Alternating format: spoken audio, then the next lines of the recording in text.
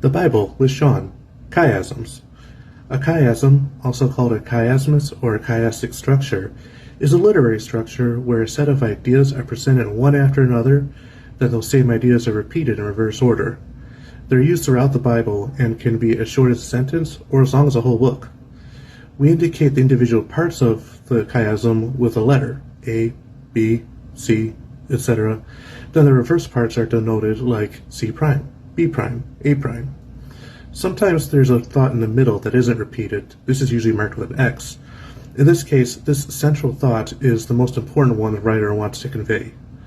A simple example of a chiasm is Mark 2:27, which says, "The Sabbath was made for man, not the man for Sabbath." This can be outlined based on the usage of the words Sabbath and man.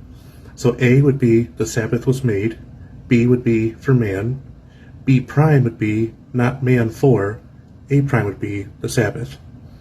The book of Leviticus is a chiasm, arranged not on the words themselves, but more on the topics that it discusses.